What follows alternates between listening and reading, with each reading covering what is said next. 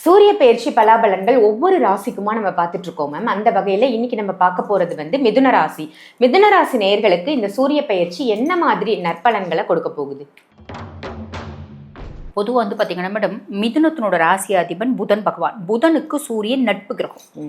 நட்பு கிரகம் அப்படின்னும் போது நண்பரோட வீட்டை பெருசாக சூரியன் கெடுக்க மாட்டார்.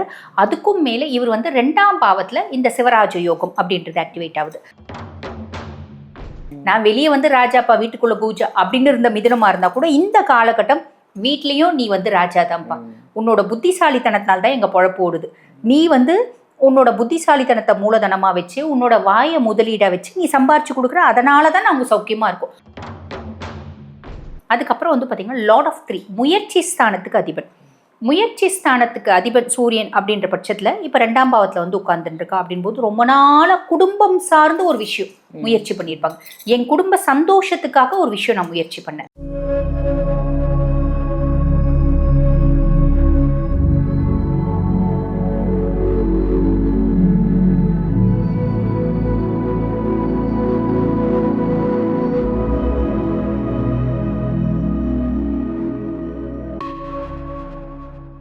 ஜோதிடம் கற்க ஆசையா? உங்களுக்கு ஜோசியம் கற்றுக்கணும் அப்படின்னு ஆசை இருக்கா? நிச்சயமாக கற்றுக்கலாங்க. உங்களுடைய ஜாதகத்தையும் உங்களுடைய உறவுகளுடைய ஜாதகத்தையும் பார்ப்பதற்காகவே நீங்கள் ஜோதிடம் கற்றுக்கலாம். ஜோதிடம் கற்றுக்கிறதால எண்ணற்ற பலன்கள் கிடைக்கும். பிரபல ஜோதிட சிரோன்மணி டாக்டர் தீபா அருளாளன் மேம் கிட்ட நீங்கள் ஜோதிடம் கற்றுக்கணும் அப்படின்னு ஆசைப்பட்டீங்கன்னா ஜோதிட வகுப்புகள் ஆரம்பிக்க போகுது கூடிய விரைவிலேயே. அதற்கு முன்பதிவு செய்வதற்கு வீடியோவில் தெரிகிற நம்பருக்கு கால் பண்ணி உங்கள் பேரை ரெஜிஸ்ட்ரேஷன் பண்ணிக்கோங்க. நீங்களும் ஜோதிடர் ஆகலாம். ஜோதிடம் கற்றுக்கிட்டு உங்களுக்கும் உங்கள் உறவுகளுக்கும் நீங்கள் ஜோதிடம் ரொம்ப ஈஸியாக பார்த்துக்கலாம். ஆன்மீக பரிகார நேயர்கள் அனைவருக்கும் அன்பான வணக்கங்கள். இன்னைக்கு நம்ம யாரை சந்திக்க வந்திருக்கோம், என்ன தெரிஞ்சுக்க வந்திருக்கோம் அப்படின்னு பார்த்தீங்கன்னா, அஸ்ட்ராலஜர் டாக்டர் தீபா அருளாளன் மேடம் தான் சந்திக்க வந்திருக்கும். ஒரு அற்புதமான பெயர்ச்சி ஜூலை மந்த் நடக்க இருக்கு. அதுதாங்க சூரிய பெயர்ச்சி. சூரிய பகவானோட பெயர்ச்சியை பத்தியும் ஒவ்வொரு ராசிக்குமான பலாபலன்களை பத்தியும் தான் இன்னைக்கு நமக்கு தீபா அருளாளன் மேடம் சொல்ல வந்திருக்காங்க. முழு பதிவையும் பாருங்க. வணக்கம் மேம். வணக்கம் மேம். எப்படி இருக்கீங்க? நல்லா இருக்கேன் மேம். நீங்க நல்லா இருக்கீங்க? நல்லா இருக்கேன். சொல்லுங்க மேம், இந்த சூரிய பெயர்ச்சி அப்படின்றது என்ன? சூரிய பெயர்ச்சியால என்னென்ன ராசிகளுக்கு என்னென்ன மாதிரியான மாற்றங்கள் நடக்க போகுது? பொதுவாக பார்த்தீங்கன்னா மேடம், சூரியன் ஒவ்வொரு ராசியிலையும் ஒரு மாதம் சஞ்சாரம் பண்ணுவார். மாதம் சூரிய பயிற்சி அப்படின்றது வரும்.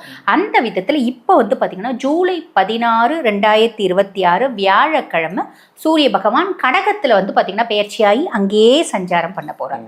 ஆல்ரெடி கடகத்தில் உச்சம் பெற்ற குரு இருக்கார் இல்லைங்களா? அப்போ ஜூலை 16 சூரியன் கடக ராசியில் பிரவேசிக்கும் காலம். இது பார்த்தீங்கன்னா ஆடி மாதம் அப்படின்னு சொல்கிறோம். ஆடி மாதம் எவ்வளோ பார்த்தீங்கன்னா ஒரு ஆஸ்பீஷியஸான மாதம் அப்படின்றது தெரியும். அம்பிகை அப்படின்னாலே ஆடி தான், முருகன் அப்படின்னாலே ஆடி தான். அந்த மாதிரி எத்தனையோ விசேஷமான பூஜைகளும் விரதங்களும் ஆடி மாதத்தில் இருக்குது. அப்படிப்பட்ட ஆடி மாதத்தில் பார்த்தீங்கன்னா இப்போ இன்னொரு ஸ்பெஷல் என்ன அப்படின்னா, உச்சம் பெற்ற குருவோட சூரியன் போய் அமர்றது அப்படின்றது இந்த வருஷம் அது ஒரு ஸ்பெஷல்.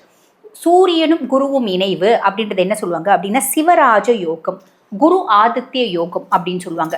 இந்த பொதுவா சிவராஜ யோகத்தினால என்ன மாதிரி நற்பலன்கள் வரும் அப்படின்னா, அரசு சார்ந்த யோகங்கள் அப்படின்றது வந்துடும். இப்ப எனக்கு அரசு சார்ந்த யோகங்கள் வருமா, உங்களுக்கு அரசு சார்ந்த யோகங்கள் வருமா?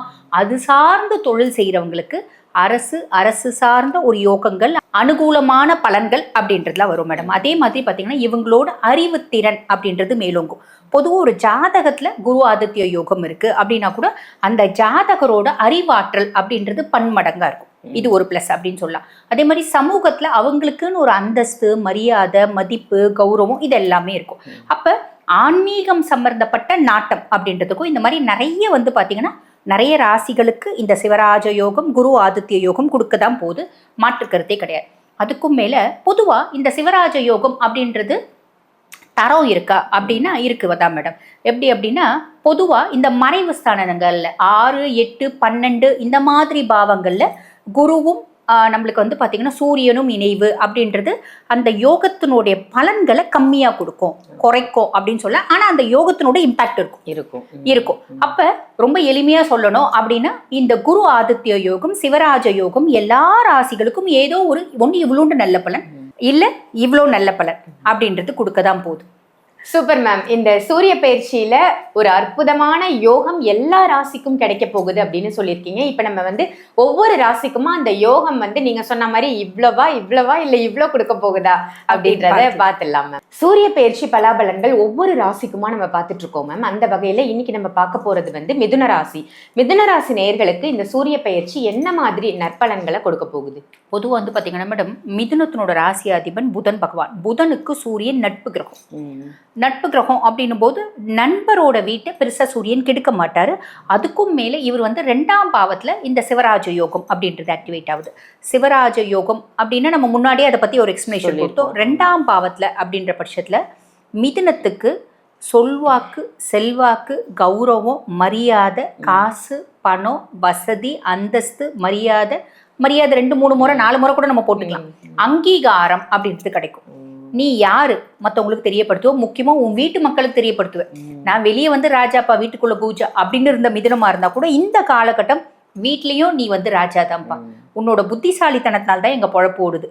நீ வந்து உன்னோட புத்திசாலித்தனத்தை மூலதனமா வச்சு உன்னோட வாயை முதலீடா வச்சு நீ சம்பாரிச்சு கொடுக்குற, அதனாலதான் நாங்க சௌக்கியமா இருக்கோம் அப்படின்றத வீட்டுல இருக்கவங்க ரியலைஸ் பண்ணுவோம். Okay okay. மிதுனத்தை பத்தி உணரக்கூடிய காலகட்டம் இது அப்படின்னு சொல்லலாம். காலகட்டம் இது. நான் வந்து பெரிய அறிவாளியாவே இருந்தாலும் குடத்துக்குள்ள இருக்க விளக்கு மாதிரி இருந்தேன். அப்ப எனக்கு வெளிச்சம் வந்து பெருசா தெரியல. இப்ப அந்த குடத்துக்குள்ள இருக்க விளக்கு எடுத்து வெளியே வச்சுட்டா எந்த அளவுக்கு அதனோட வெளிச்சம் தெரியும். அந்த மாதிரி இவங்களோட வெளிச்சம் முதல்ல குடும்பத்துக்கு தெரியக்கூடிய காலகட்டம் இது அப்படின்னா. பொதுவா நாங்க வந்து மிதுனத்தை பத்தி எவ்வளவுதான் அறிவாளிகள், புத்திசாலிகள், பேசுறதுக்குன்னே ஒரு ராசி மிதுனம் அப்படின்லாம் எவ்வளோ புகழ்மாலை நாங்கள் சூட்டினாலும் மேடம், மிதுனத்துக்கு அப்படின்னு ஒரு குறை அப்படின்றது இருக்கதான் செய்யும். நாங்கள் எல்லாம் புத்திசாலின்றீங்க, நாங்கள் என்னத்த புத்திசாலித்தனத்தை வச்சு என்னத்த வாழ்ந்தோம். குடும்ப வாழ்க்கை எங்களுக்கு ரொம்ப கஷ்டமாக தான் இருக்குது. பெரும்பாலான மிதுனத்துக்கு காம்ப்ரமைஸாக தான் இருக்குது. பொதுவாகவே காலபுருஷனுக்கு 4 கார்னர் ராசி காம்ப்ரமைஸ் தான். அப்போ இது ஒரு கார்னர் ராசி இல்லைங்களா? குடும்ப வாழ்க்கை நாங்கள் கூட்டி கழிச்சு எல்லாத்தையும் கூட்டி கழிச்சு கணக்கை கரெக்டாக போட்டுருவோம். ஆனால் குடும்பத்தில் மட்டும் எத்தனை முறை கூட்டி கழிச்சாலும் மைனஸில் தான் போகுது, ப்ளஸில் வர மாட்டேங்குது. இது மிதுனத்தினோட ஒரு லைஃப் ஸ்டைல் தான். அப்போ அவங்களுக்குள்ள அந்த ஆழ் மனதில் அந்த எண்ணம் இருக்கும். எல்லாரும் சந்தோஷமா இருக்காங்க, என்னால் சந்தோஷமா இருக்க முடியல, வெளியே சந்தோஷமா இருக்க மாதிரி நான் வந்து ப்ரிட்டன் பண்ணுறேன், உள்ளுணர்வோடு நான் சொல்கிறேன் அப்படின்னா என்னோட லைஃப் வந்து பெருசாக ஹாப்பியாக இல்லை. இதுதான் மிதுனத்தோடுது. இப்போ என்ன ஆகும் அப்படின்னா அந்த ஒரு ஹாப்பினஸ் அப்படின்றத விட ஒரு ஓகே பரவாயில்லை என்னால் வந்து சமாளிச்சிட முடியும் அப்படின்ற ஒரு விஷயத்தையும் முதல்ல மரியாதையை ஃபீல் பண்ணுவாங்க. புத்திசாலி அப்படின்றத அங்கீகரிக்கப்படுவாங்க. மிதுனத்துக்கு எது இருக்கோ எது இல்லையோ, நீ ரொம்ப பெரிய புத்திசாலிப்பா, முடிஞ்சு போச்சு, என் தலையில பெரிய இவ்வளோ பெரிய பார் ஐஸை வச்ச மாதிரி. ஆமா, அவங்களுக்கு அது பிடிக்கும். இது அவங்களோட வீக்னஸ். அவங்க ஆத்ம திருப்தி, அவங்க ஆத்மாக்கு எப்படி திருப்தி கிடைக்கும் அப்படின்னா, நீ பெரிய அறிவாளிப்பா அப்படின்னு சொன்னா அவங்களுக்கு வந்து ஆத்ம திருப்தி வந்துடும். ரிஷபத்தை நீ செம்ம அழகுப்பா அப்படி சொன்னா ரிஷபத்துக்கு ஆத்ம திருப்தி வந்துடும். அந்த மாதிரி ஒவ்வொரு ராசிக்கும் அவங்களோட ஆத்ம திருப்தி அப்படின்றது ஒரு சில சொற்களால் உண்டு அப்படின்லாம். அப்போ இவங்களுக்கு இந்த மாதிரி ஒரு விஷயம் நடக்கும். அதுக்கப்புறம் வந்து பார்த்தீங்கன்னா லார்ட் ஆஃப் 3 முயற்சி ஸ்தானத்துக்கு அதிபன். முயற்சி ஸ்தானத்துக்கு அதிபன் சூரியன் அப்படின்ற பட்சத்தில் இப்போ 2ஆம் பாவத்தில் வந்து உட்கார்ந்துருக்கா அப்படின் போது ரொம்ப நாளாக குடும்பம் சார்ந்த ஒரு விஷயம் முயற்சி பண்ணியிருப்பாங்க. என் குடும்ப சந்தோஷத்துக்காக ஒரு விஷயம் நான் முயற்சி பண்ணேன். அது வந்து பாருங்க, பூர்வீகத்தில் என்னோட ப்ராப்பர்ட்டி இருக்கு, எங்கள் ப்ராப்பர்ட்டியை எங்கள் வீட்டிலேருந்து எனக்கு கொடுக்க மாட்டேங்கிறாங்க. ஏன்னா நாங்கள் லவ் மேரேஜ் பண்ணிக்கணும், இப்படி எத்தனையோ ரீசன், நம்மளுக்கு தெரிஞ்ச ஒரு ரீசன் லவ் மேரேஜ் பண்ணிக்கினா கொடுக்க மாட்டாங்க அப்படின்றது வேர்ல்டு வைட் எல்லாருக்கும் தெரிஞ்சு. என்னால ஆமா, அந்த மாதிரி ஏதோ ஒரு ரீசன் கொடுக்க மாட்டேங்கிறாங்க. இல்லைன்னா வந்து கல்யாணம் பண்ணின்னு வந்தாங்க, மருமகை என் கண்ட்ரோல்ல இல்லை, அதனால உனக்கு ஒன்றும் கொடுக்க மாட்டேன்ப்பா அப்படின்னு சொல்றவங்க ரொம்ப கம்மி. லவ் மேரேஜ் பண்ணிங்கன்னா தான் எனக்கு பிடிக்கல அதனால கொடுக்க மாட்டேன்பாங்க. அந்த மாதிரி ஒரு ரீசனுக்காக சொத்து கொடுக்கல, அதுக்காக ரொம்ப நாளாக நான் முயற்சி பண்ணியிருந்தேன். இப்போ அது தானா வந்து கையில் சேரும். அந்த முயற்சி ரொம்ப நாளா முயற்சி, அந்த முயற்சினால ஒரு அதிர்ஷ்டம், அந்த முயற்சினால எனக்கு சந்தோஷம், அந்த மாதிரி ஒரு யோகம் அப்படின்றது வரும். ஓகேங்களா? அதே மாதிரி ரொம்ப நாளாக நான் முயற்சி பண்ணியிருந்தேன் பிஜி வந்து சேரணும் அப்படின்னு, ரொம்ப நாளாக முயற்சி பண்ணியிருந்தேன் இந்த கன்சர்னில் வேலை சேரணும் அப்படின்னு, ரொம்ப நாளாக முயற்சி பண்ணியிருந்தேன் எப்படியாவது ஆஃபீஸில் தாச்சா பண்ணி நான்சென்ட் ஆப்பர்ச்சுனிட்டி போயிடும். அந்த மாதிரி ரொம்ப நாள் முயற்சி ஏதாவது இருக்குது அப்படின்னா இந்த காலகட்டத்தில் நிறைவேறதுக்கான வழியும் வாய்ப்பும் உண்டு அப்படின்னு சொல்ல மேடம். அதே மாதிரி இந்த காலகட்டத்தில் நான் யாருக்காவது பெருசாக வாக்கெல்லாம் கொடுக்காதீங்க. இந்த காலகட்டத்தில் யார் என்ன 9 கோள்களும் நல்லா இருந்தாலும் யாருக்கும் வாக்கு கொடுக்காதீங்க, அதுதான் நம்ம சொல்ல முடியும் இல்லைங்களா? பொதுவாகவே இப்போ நான் உங்களுக்கு மேம் நான் இது வந்து இவங்க ரொம்ப நல்லவங்க மேம் நீங்கள் எடுத்துக்கோங்க நான் சொல்லிட்டேன்னா நான் மாட்டிக்கினேன். ஏன்னா அவங்க எவ்வளோ நல்லவங்கன்னு எனக்கு எப்படி தெரியும்? அதனால இப்போ யாருக்கும் நம்ம வந்து கேரண்டி வாரண்டி வாக்கு இதெல்லாம் கொடுத்து இவங்களுக்கு நான் வாய்தா கொடுக்கறது அப்படின்றது வேண்டாம் அப்படின்னு வச்சுக்கணும். பொதுவாகவே மிதுனம் எப்பயுமே அது வாய்தா கொடுக்கறது யாருக்காகவும் நீங்கள் வந்து பறிஞ்சு பேசுறது, அவங்களுக்கு சப்போர்ட் பண்ணுறது, அவங்கள வந்து அப்லிஃப்ட்மெண்ட் பண்ணுறேன் அப்படின்னு நான் தலை கீழே நிற்கிறது, இதெல்லாம் வேணாம். நம்ம உண்டு, நம்ம வேலை உண்டு அப்படின்னு சிவனேன்னு இருக்கிறது நல்லது. ஆனால் இந்த சிவராஜ யோகத்தை பொறுத்த வரைக்கும் மிதுன ராசி அன்பர்களுக்கு 2ஆம் பாவத்தில் அப்படின்னும் போது குடும்பத்தில் சந்தோஷத்தை கண்டிப்பாக இவங்க குடும்ப அன்பர்கள் உணர்வாங்க. இவங்களால தான் அந்த சந்தோஷம் வருது அப்படின்னு இவங்களுக்கு ரொம்ப நாள் நிராகரிக்கப்பட்ட அங்கீகாரம்ன்றது கிடைக்கும். Super ma'am. இந்த சிவராஜ யோகத்துல நீண்ட நாள் ஆசை கனவு நிறைவேறக்கூடிய தருணமா இருக்கு அப்படின்னு மிதுனத்துக்கு சொல்லியிருக்கீங்க. நன்றி மேம். நன்றி. ரொம்ப சூப்பரா இந்த ராசிக்கு நீங்க சொன்ன அந்த ராஜ யோகம் எப்படி இருக்கு அப்படின்றத நம்ம தெரிஞ்சுக்கிட்டோம். நன்றி மேம். நன்றி. இந்த பதிவு உங்க எல்லாருக்கும் பயனுள்ள பதிவா அமைஞ்சிருக்கும் அப்படின்னு நினைக்கிறேன். இதை மற்ற ராசி நேயர்களுக்கும் கண்டிப்பா ஷேர் பண்ணுங்க.